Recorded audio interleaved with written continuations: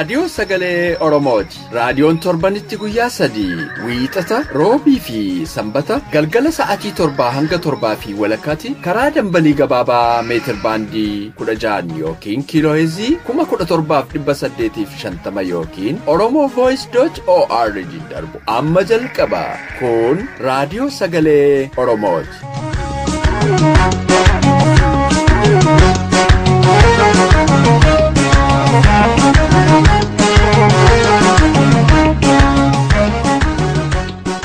Akka mul'atan dhaggeeffattoota keenya kabajamoo kun qophii keenya sanbata raadiyoo sagalee Oromoo irraa kan isiniif darbu qophiilee keenya beeksisuun kan isin waliin turaan walii gammeeti.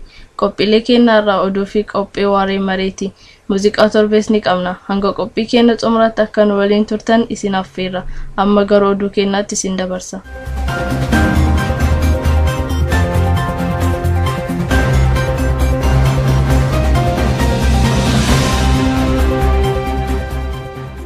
Akka mul'atan dhaggeeffattoota keenya oduu sa'aatii kanaaf qabnu isin dhageessisaa Annaa Basaawaa jiraati. Uummanni Oromoo qabsoo gabrummaa keessaa ba'uuf gaggeessaa jiru jabeesseetti fufuu akka qabu hayyuun Oromoo ibsan. Hayyuun Oromoo Dr. Asaffaa Jaalataa marii addaa raadiyoo sagalee Oromoo waliin godhan keessatti akka ibsanitti Oromoon Itoophiyaan booji'ame malee Itoophiyaa fedhii isaatiin ijaareen jiru. Oromoon yoo namni ajajee humnaan qabee akka ni duulu godhe. Oromoon yoo namni tokko shunkursee qawweerra kaa'ee na hojjete bitamee nama hojjete malee ofiisaaf barbaadee biyya kana ijaarre. Biyya kana Oromoon mo'amee saamamee ajjeefamee itti dabalame. Otoo Oromoon fedhii isaatiin Itoophiyaa ijaaree Itoophiyaa keessatti waan hidhamuuf ajjeefamuu fi iyyoomfamuuf hin qabu ture. Oromoon yeroo qabame gara waggaa 50 keessatti miliyoonii gara 5 dhume. Garri kaan garbatee gurgurame. Garri kaan beelatu fixe. Garri kaan utuu reebamuu du'e. Garri kaan hin fannifame. Biyya akkasitti ijaarame biyya nuti ijaare jedhee namni ilaalu kun warra garbummaa fudhate takka jedha. Namni bitamee namaaf hojjetee nama gooftaa jala deemee gooftaa gabbaratee gooftaa waan gooftaan jedhu yookaan ol ka'e jedhan ol ka'ee gadi taa'ee ta'an gattaa'ee biyya ijaare jedhee gowwoomsuun kan jiru. Ummatichi rakkina gabrummaa keessaa kan baaneef ammallee shirri olaanaa irratti hojjetamaa waan jiruuf uummanni Oromoo haala kana qaroominaa fi hubannaa addaatiin akka eeggatan Dr. Asaffaan dhaamanii jiru.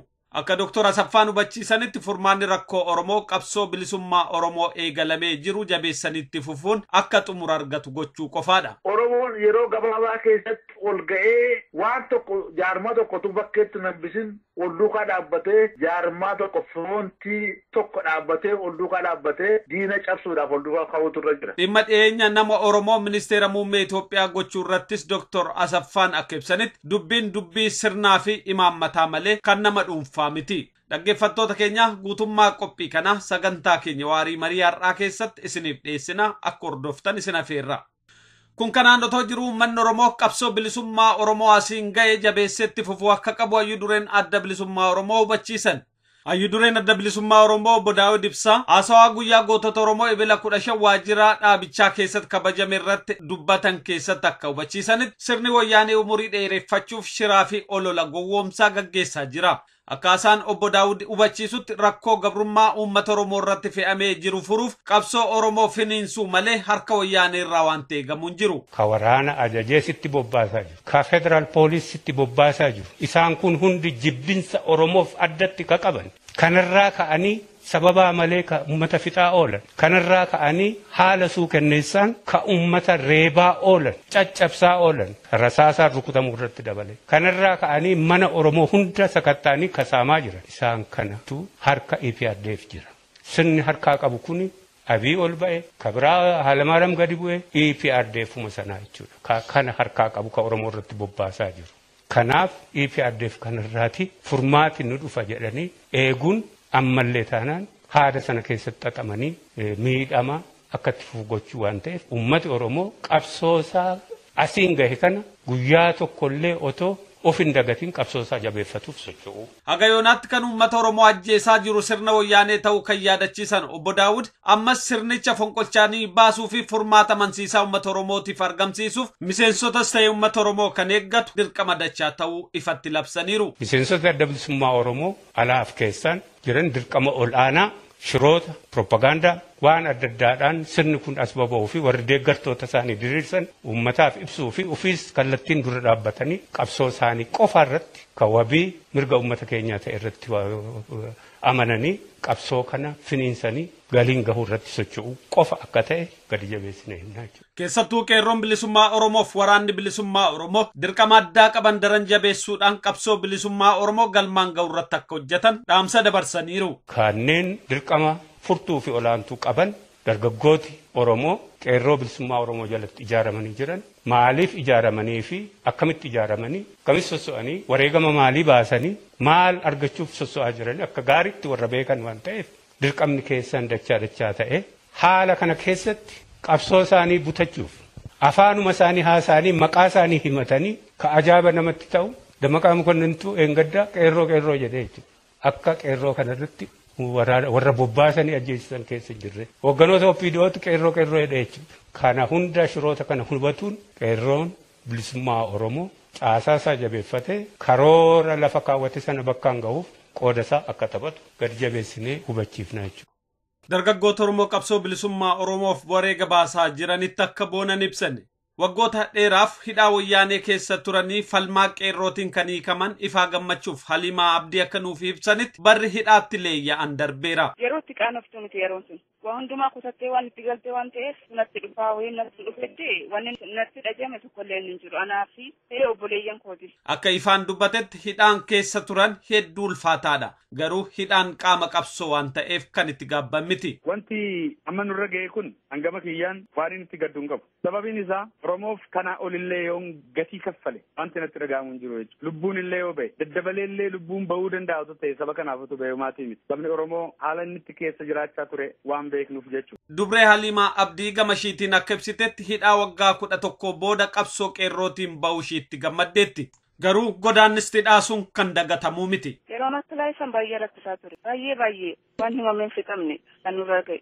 Deebichinis akkuma jirutti ta'e bakka ciisinsallee yeroo namaan kennina turan. Lafarra yeroo nama ciisan. Kanaafuu baay'ee waan suukanneessaadha. Haa ta'uutii uummata Oromoo kumaatamaan ammallee hidhaa keessa waan jiruuf qabsoon qeerroo barbaachisaadha. Ani miila kootiin hin bahe malee lapheen koo guutuu manuu hidhaa jiru. Obboleeyyan koo baay'een mana hidhaa jiru. Baay'een isaanii qeerroon akkuma eegaltetti akkatti fuftu jedhu. Uummanni Oromoo tokkummaa eegale kan akka jabeessu. Dargaggoota Oromoo lama gidduu kana hidhaarraa ba'an akka nuuf ibsanitti akeekni hidhaa sirna wayyaanee gabroota kumaatamaan horachuudha. Haa ta'uutii qabsoon Oromoo dargaggoota hidhaa keessatti qaramanii gaachana bilisummaa Oromoo ta'an kumaatamaan horachaa jira. Walumaa galatti nuti ammaa booda tarii namallee ta'uu baachuu dandeenya jechuun lubbuun illee ta'uu baachuu dandeenya hin beekamu. Maaliif dhaamaa hir'anneerra bakka baay'ee miidhamneerra wanta ta'eef garuu kanas sanas taayyoo nuti baanee fi ilmaan Oromoo bakkaan ni ga'u jedhee namana. Oduun sa'aatii kanaaf qabnu kanuma qophii keenya fi waliin nagaan nu tura.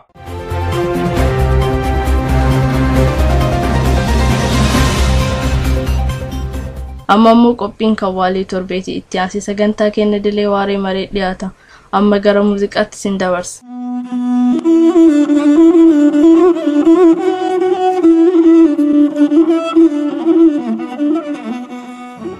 Bishaan gaafateerraa tooraasaa namni horaasuun tolu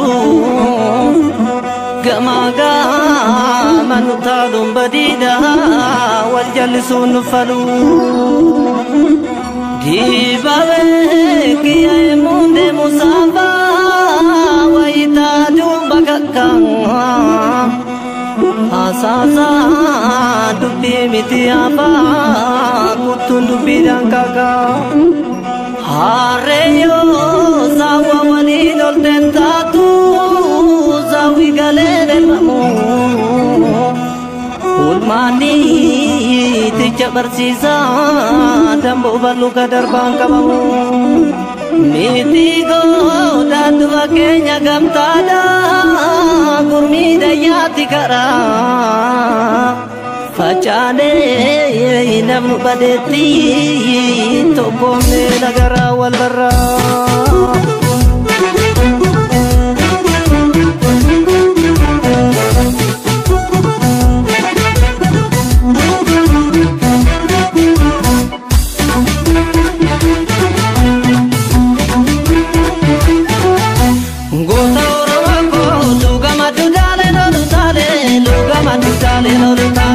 Gota Oroma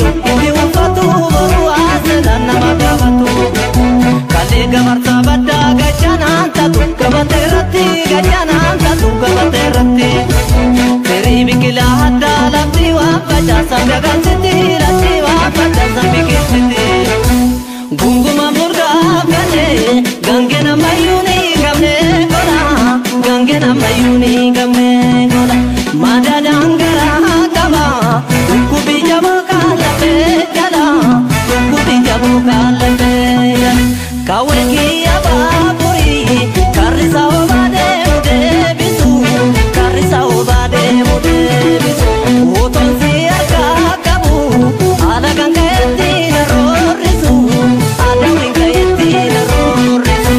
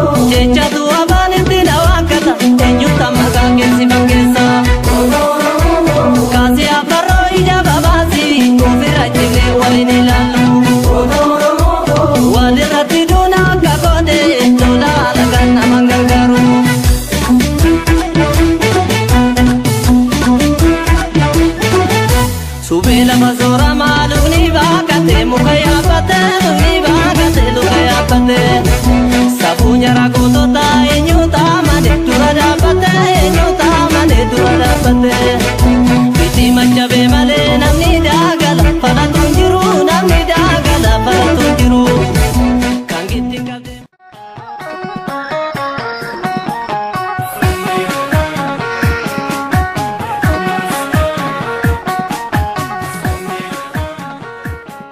kun qophii waarii mariiti. Qophiin kun torbanitti sanbata galgala yeroo kana dhiyaata. Kaayyoon qophii waarii marii aadaan wal marii wal dhaggeeffannaa fi ilaafilaameen hawaasa Oromoo gidduutti dagaagee wal hubannaan akka jiraatu taasisuudha. Qophii waarii marii.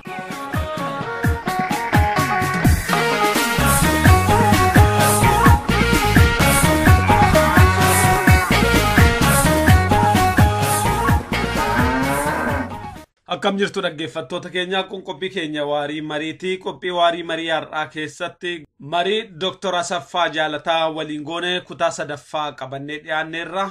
Dr. Asaffaa Jaalataa waliin mariin godhame kunooti. Yeroo dhiyoo gumii addunyaa kan dhimma Oromoo irratti hojjetu dhaabdanii jirtanii. Mee kaayyoon gumii kanaa maali Dr. Asaffaa? Kaayyoon gumii kanaa tokkoffaa wallaansoon Oromoo qeerroodhaan dura bu'amee geggeeffamu sirriidha gargaaruu qabna kan jedhudha. Qeerroo au gargaaruu nu alaatii hooggana toshineen geessinuu fi hoogganni isaanii kun sirriidha isaan bira dhaabbannee karaa isaan barbaadan hundumaan gargaarraa kan jedhu. Lammaffaa taasisee nama keenya badiisa guddaa turre gahaa jira. Karaa mootummaan sororkeessaan nama keenya fixaa jira, ajjeesaa jira, balleessaa jira. Yoo dandeenyee waan Oromoon qabu hundumaan olitti qabnee namoota Oromoon risoorsii Oromoon qabu olitti qabnee uummata keenya gargaaru kan jedhu. Caalaatti immoo uummata Oromoo mootummaa ijaarrachuu qabaa, mootummaa mataa ijaarrachuu qabaa, mootummaan ijaarratu kun immoo sirna gadaa irratti hundaa'uu qabaa. Sirni gadaa deebi'ee ijaaramuu qabaa. Kanaaf beektoti Oromoo hundumtuu ammaa kaafnee borituu hin ta'in sirni kun akkamittiin akka inni jabaatee akka inni guddatee uummati Oromoo mootummaa mataa isaa irratti ijaarrachuu danda'an irratti hojjechuu kaasee ta'uu qaba jennee Oromoon biyya Oromoo ijoolleen Oromoo biyya Oromoo irraa walitti dhufte hundumtuu walii galee sirna kana jaalaa jirra. Ammaa fi Noord Ameerikaa keessatti calqabnee gara fuulduraatti namooti iddoo baay'ee biyya Singipparattis biyya Awustiraaliyaattis Awurooppaattis waanuma kana fakkaatu dhaabdanii akka wal duukaa hojjennu abdii guddaa qabna. Yoo kana goonee qopheessine uummata keenya wallaansonni gochuu danda'u wal duukaa dhaabbannee irree tokkoon gargaaruu dandeenya. Borichaan manne asii olii waan tantaane haasaa wallee keenya balleessuun nurra hin jiru. Qeerroo amma kaana gargaaruu qabna. Gadaan mootummaan gadaa irratti hundaa ijaaramuu qaba. Amma kaan irratti hojjechuu qabna. Uummati keenya warri miidhame gargaaramuu qaba. Gargaaruu qabna. Asii dhannee immoo mootummaa toshineerra keenyatu hin ta'in itti dabalamnee gargaarree warra qeerroon kun sirriitti geggeessaa jiru isaaniin bira dhaabbannee hojjenna jenneetu irratti hojjechuu jalqabnee kun wanta tolchamee lafa kaa'amee namatti mootuu hin ta'in namni hundumtuu itti dabalamee yaada qabuun beekumsa qabuun furdisaa waliin marachaa kan hojjennu collective leadership ijaaruudhaan akka gadaatti akka sirna gadaatti seera gadaan jaarmaa ijaarree seerra kanaan hojjechuu jalqabnee jirra jechuudha. Waan amma dhaabdan gumii keessatti namni akkamitti hirmaachuu danda'a? Maal godhee namni amma oo dabalamuu barbaade maal fa'aa karaa kamiin sin gaafata? Fakkeenyaaf websaayitii qabnaa globalgumoromia.com kan jedhu achi tuqanii memberii ta'uu danda'u. Caalaatti immoo warri iddoo keessan jirtanii uumma keessan gumii kana ilaaltanii isin immoo akkasii ta'utti gumii ijaaruu dandeessu achitti. Bilaanchii tokko. Maaliif ennaa jettee risoosiin Oromoon qabu beekumsa Oromoo ijoollee Oromooti. Oromoon ijaaramuu qaba. Oromoon ofiisaa malee fira hin qabu. Namni Oromoof dhaabbatu hin jiru arginee jirra. Namni Oromoof dirmatu hin jiru. Kanaaf Oromoon ala jiru kun hundumtaa dubartii dhiira ijoolleetu hin jedhin akka gadaatti ijaaramee wal duukaa dhaabbachuu qaba. Kanaafitu sirna kana ijaaruu iddoo hundumaatti barbaachisaadha. Hedduu gaariidha. Sirni kun amma biyya keessattuu caasaa ijaarrachuudhaaf wayi yaadee jira? Sirni kun amma reefuu hoggaan gahin jira. Biyya keessatti yaada bal'isee akka warra abbaa gadaa warra qeerroo jiru jechuudhaaf irratti karaa qopheessaa jira mijeessaa jira. Ijoolleen biyyaa'oo akkaataa isaanitti waan amma yaadame kana argatanii keessumaa qeerroon of aangomsaa adeemanii fi amma yeroo gabaabaatti wanti qophaa'ee jiraa fi kan miidiyaatti ibsamu jiraate akka isaan quba qabaatanii kaka'aniif. Yeroo hundaa amma nuti waan biyya keessatti ta'aa jiru waan Oromoo irratti hojjechaa jiru Oromoo waan gochaa jiru wanni gochaa jirra niwus reliizii gochaa jirra yeroo hundaatti yeroo baasaa jirra. Websaayitii keenya irra jira waan hundumtuu irra jira. Dooktor Asaffaa mee yeroo addi bilisummaa Oromoo ijaaramu adda bilisummaa Oromoo jedhaniitu ijaarani jechumaan adda bilisummaa Oromoo jedhan malee adda farra gabrummaan jenne warri yeroo sana maqaa akkas bareedaa kana kenne har'a duubatti deebitanii yoo ilaaltanii waan Oromootiin jabina isaan qaban akkamitti ibsitu? Beektaa wallaansoon kun adda bilisummaa Oromoo yeroo jalqabame warri adda bilisummaa Oromoontu jira. Garri kaan ihaappaa ta'anii garri kaan ma'isoon ta'anii Oromoo keessaa ba'anii Oromoon qofaatti hin ijaaramin jedhanii warra lolantu jira. Xabbaa maanni dhiphoodha Oromoon ijaaramin kanan barbaachisu Oromoo irra jedhantu jira. Warri immoo waan akkanaa hojjetanii warra kana sana gurguraa turedha. Waan haaraa miti. Haa ta'uyyuu malee adda bilisummaa Oromoo jiraatee warri sun badaa deemanii uummata Oromoo adda bilisummaa Oromoo amma rakkoo tokkollee qabaatu malee maqaan sun jiraatee waan inni lafa kaa'ee suni Proogiraamiin uummata Oromoo ta'ee jira. Ilaalchi isaa ilaalcha Oromoo ta'ee jira. Haa ta'u malee ammayyuu taanaan warri wanta adda addaa fidanii wanta kana booressaa jiran uma jiru. Wanta maqaa adda addaa fudhatanii deemanii. Haa ta'u haa godhanii wallaansoo Oromootti makamanii dhumarratti kan murteessu uummatuma Oromooti. Amma uummata Oromootu murteessa jennee olii galleetti rakkoon tokkollee hin jiru. Ilaalchi akkasii kun maqaa adda addaa qabaatanii fi kun duraan nama jira jechuudha waan haaraa miti. Baay'ee bareedaadha. Bilisummaa akkaayyuu tokkootti akkamitti ibsitu hiika bilisummaa jedhu? Bilisummaan hiree ofii murteeffachuu. Fakkeenyaaf atis waan ati jaallattu, waan ati nyaattu, makiinaa ati ooftu, waan an oofu namni bidaan naa murteessuu danda'a? Hin danda'u. Naa murteessu. Bilisa mataa koo keessatti bilisan qabaa jechuudha. Waan an jaalladhu dubbachuu nan danda'a, ati dubbachuu hin dandeessa lafa jijjee jirrutti. Garuu biyya keenya keessatti lafa dhalannetti gochuu hin dandeenye. Akka nama tokkootti jechuudha bilisummaan akka nama tokkootti ilaalamuu danda'a. Achirra darbee immoo akka biyyaatti uummati sun akka nama tokkootti qabaatee akka uummataattis bilisa qabaatee waan jaallate gochuu danda'u mootummaa isaa ta'u ijaarrachuu danda'u sobaaf dhugaa gargar baasuu danda'u miidiyaa mataa isaatii qabaachuu danda'u horii biyya isaatii irratti lafa isaa irratti murteessaa ta'uu danda'u namni tutti himin isa keessaallee dhalatu alaatitti dhufu eenyu tokkollee taanaan murteessuuf hin danda'u bilisummaan kana jechuudha waan jaallannu waan barbaanne akka nama tokkootti akka biyyaattis gochuu danda'u amma hiree mataa keenyaa ofiin akka murteeffanne nutti himamaa jira seenaa keenyallee akka hin barbaannetti akka hin katabamne nutti himamaa jira aadaa keenyallee akka hin barbaannetti gadi baafnee irratti dubbanne nutti himamaa jira namooti baay'een karaa amantaas ta'uu karaa poolitikaas ta'uu waan barbaadan nurra kaa'anii gara barbaadanitti nu oofaa jiru gara bilisummaa qabaan hundumtuun dhaabata jechuudha akka nama tokkoottis akka biyyaattis bilisummaan caalaan immoo sirna dimokiraasii haqaa sirna dimokiraasii dhugaa kan akka gadaa deebisanii ijaarrachuu jechuudha. Hedduu bareedaadha.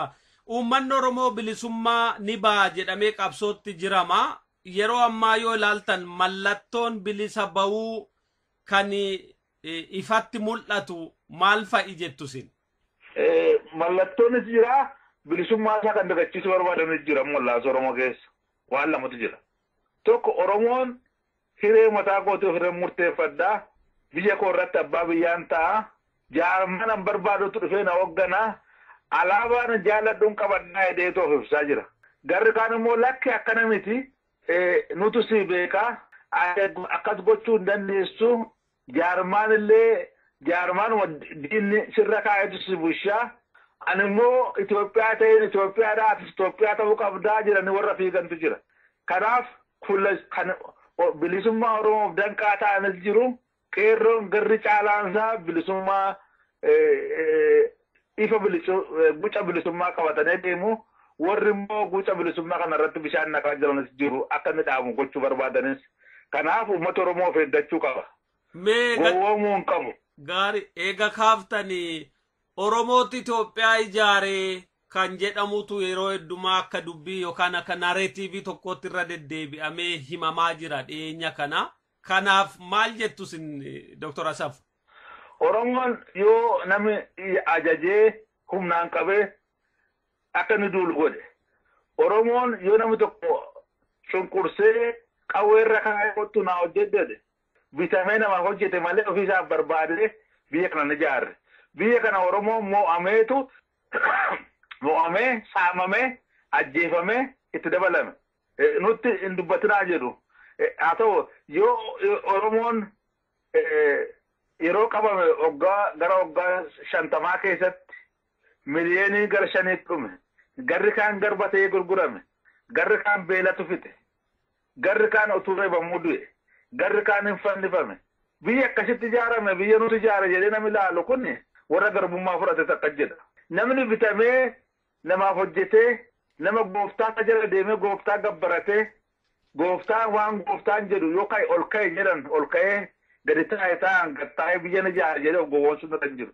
Warri dhaqee itti dabalamee hojjetee namaaf hojjetee malee uummata Oromoo biyya Oromoo biyya Itoophiyaa ijaaratee namni barbaadee itti dabalamee hojjete hin jiru.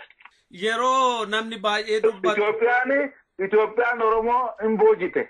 Nama booji'amaaf namni booji'ame ol duukaa dhaabbate biyya ijaaruu hin danda'u.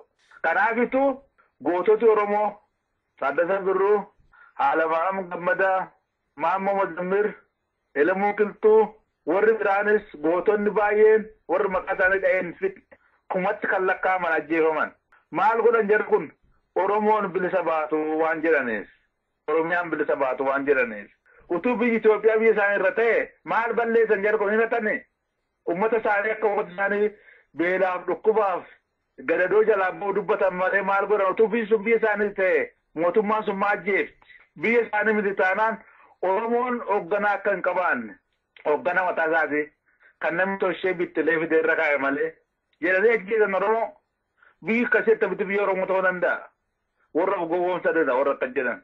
Akka xiinxalaatti akka saayinsiin himutti akka dhugaan himutti garuu namooti baay'een dhugaarra tarkaanfatanii waan barbaadan gochuudhaaf dhugaa loosuudhaaf akka jedhu. Bareeda. yeroo dhiyoo kana asumaani yoo kaaftan jedheeni ministeera muummee yookaan prime minister isa jedhani Oromoof kennama jira jedhameet himamaa jira. Sunoo kenname waan Oromoo waa waayyeessu qaba. Amma nam Oromoonni kennamuuf sun sirna Tigiree keessa jirutti Oromoodha waan fayyadamu qabu. Maaliif jaarmaa Tigiree keessa jira namichi sun sirna Tigireedhaan deema. Amma fakkeenyaaf Hayilamaariyaam Dassaaleny nama Walaayitaati fuudhanechi kaane garuu ergamaaf ture ergamtuudha. Yoo ergamtuun tokko fuudhee ergamtuu tokko iddoo buusanii amma namichi sun ergamtuu ta'uu dhiifnetti Oromoof gatiin qabu. Yoo namichi sun immoo hin ergamanii amma kaasee Oromoodhaan waan hojjete naa jedhe ta'e nutti agarsiisuu yeroo sana dubbanna. Gaafa inni waan Oromoo ajjeesuudhaaf wattaaddara ergan hin ergitan. Oromoon hin saamamu saamuun irra hin jiru. Demokraasii haa ta'u Oromoon ofiisaan of bushuu jedhee namichi sun gaafa yoo hojjechuu danda'e waan biraa jenna. Amma sanan gochuu hin dandeenyetti sirna Tigiree kan jiraate namni sun waa gochuu hin danda'u Oromoodhaaf. Kanaaf amma fakkeenyaaf OPDO'n mootummaa sirna Tigiree kan jiraatutti yoo jalaa ba'uu hin dandeenye Oromoodhaaf waa guddaa fiduu hin danda'a. Bareeda. Garuu akka isaan waan Oromoo dubbatan akka isaan achi keessaa ba'an akka isaan olaansootti dabalaman waamicha goonaaf isaanis ijoollee Oromooti. Nyaaba jala ta'anii ergamtuu ta'uu dhiisanii fedhii Oromoo hojjechuudhaaf akka isaan gadi ba'anii hojjetan uummata Oromoo waamicha isaanii godha. Hedduu gaariidha. Gaaffii koo inni gara dhumaarra jijjiranii mee keessaayyuu bilisummaa Oromoo kana ariifachiisuudhaaf rakkoon Oromoon dafee furachuu qabu jettanii yaaddan maayinni yeroo ammaa kanatti? Olaansoo Oromoo kan hudhee qabaa jiru jaarmaa cimaa qabaachuu dhabuudha. Jaarmaan kun immoo national organizational capacity jaarmaa baay'ee qabna. Garuu jaarmaa cimaa uummata Oromoo ol duukaa tochoosee akka uummata Oromoo si'a tokkotti ol ka'ee irree tokkoon diina barbadeessuun qabaatin jira. Sana guuttachuudhaaf karaa qeerroo sirratti hojjetamuutu irra jira. Karaa jaarmotii Oromoo sirratti hojjetamuutu irra jira. Oromoon yeroo gabaabaa keessatti ol ga'ee waan tokko jaarmaa tokkotu bakkeetti nambisin ol duukaa dhaabbatee jaarmaa tokko firoontii tokko dhaabbatee ol duukaa dhaabbatee diina cabsuudhaaf ol duukaa ka'uutu irra jira. Kun amma baay'ee murteessaadha. Oromoon yeroo itti ol saamu miti. Yeroo Oromoon ol duukaa dhaabbatee diina cabsee biyya isaa deeffachuu waan ta'eef waamichi Arjentiidhaan godhamee uummata Oromoo tokko ta'ee diina isaa dura dhaabbachuu qaba. Kan immoo kan inni gochuu danda'u jaarmaa irree tokkoon ka'ee diina barbadeessu qabaachuu qaba Oromoon. Mallattoon jaarmaa kanaa maal fa'in ibsama jaarmiyaan jabaa jennu kun? Deebii gaaffii kanaa fi marii hafe isa xumura moo qophii keenya torbee keessatti qabannee dhiyaanna waan nu waliin turtaniif hedduu galatooma. Haga torbeetti nagaa keessanuu tura. Qopheessii kanan dhiyeesse Annaa Basaawaa jiraate.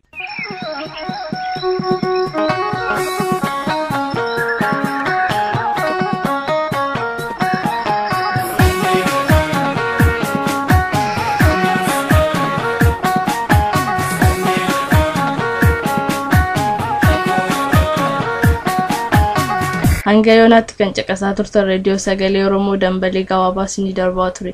Daqiiqaa 30 waan waliin turtaniif hedduu galatooma. Qophiilee keenya wiixata hanga walitti deebinuuf nagaan nuuf tura.